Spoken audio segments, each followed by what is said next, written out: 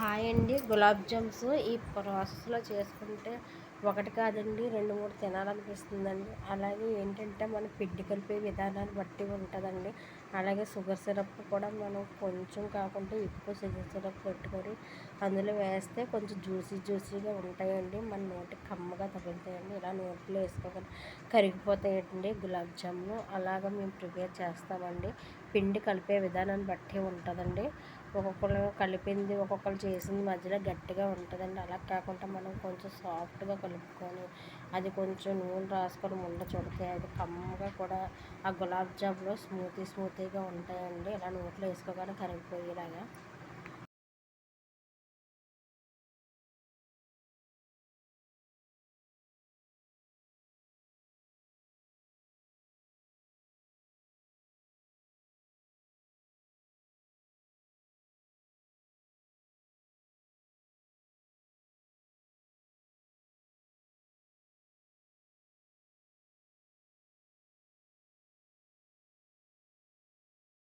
Hi అండి. Gulab jams ఈ ప్రాసెస్‌లో చేసుకుంటే ఒకటి కాదండి 2, 3 తినాలనిపిస్తుందండి. అలాగే ఏంటంటే మన పిండి కలిపే విధానాన్ని బట్టి ఉంటదండి.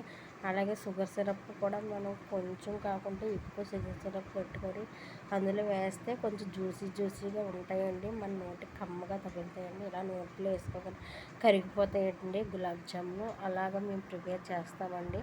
పిండి కలిపే విధానాన్ని బట్టి ఉంటదండి.